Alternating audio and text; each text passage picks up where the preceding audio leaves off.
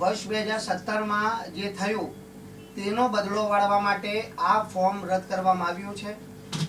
2017 થયું ને, નહીં કોઈ પ્રશ્ન નહીં. મારા ટેકેદારો કાર્યકર્તાએ 100% બદલો લીધો છે. હવે બદલો લેવામાં પણ અમે સાથે છીએ. જાઓ. નિલેશભાઈ, તમે મતદારો જોડે ગદ્દારી કેમ કરી? અમે મતદારો સાથે ગદ્દારી નથી કરી. ફોર્મ અમારું પહેલા કેન્સલ થયું હતું, ત્યારબાદ કોંગ્રેસના પણ અપક્ષ ઉમેદવારો હતો અને તે પછી ઘણા ઉમેદવારો હતા, 15 ઉમેદવારો હતા. એમને પૂછો, પેલું ફોર્મ મારું કેન્સલ થઈ ગયું હતું. મારી હારે જનતા હતી, એમની ગદ્દારી ક્યારે કરી હતી કોંગ્રેસે? ત્યારે કેમ તમે કોઈ પૂછતા નહોતા?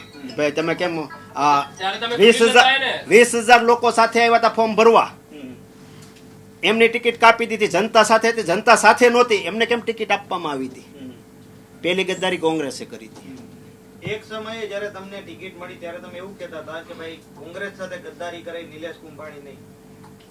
ડબલ બોલી શા માટે? કોંગ્રેસ સાથે મેં ગદ્દારી નથી કરી. કોંગ્રેસે પેલી ગદ્દારી મારી હારે કરી હતી 2017માં. તોય પણ મેં કોંગ્રેસનું કામ એટલું કર્યું હતું. કોંગ્રેસના અહીં અત્યારે જે છે, કોંગ્રેસમાં જે વિરોધ કરે છે, ચૂંટણી આવે ત્યારે કોંગ્રેસમાં આવશે ને કામ કરશે, બાકી હકેલીને ધંધાએ લાગી જાય. ભાજપમાં ક્યારે જોડાવો? ભાજપમાં અત્યારે કોઈ જોડાવાની ચર્ચા નથી થઈ.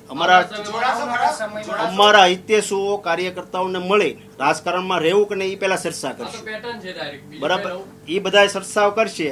એ કે ક્યાં જોડાવું ક્યાં નહીં, સમાજ સેવા કરવાનું કઈ રીતનું કહે.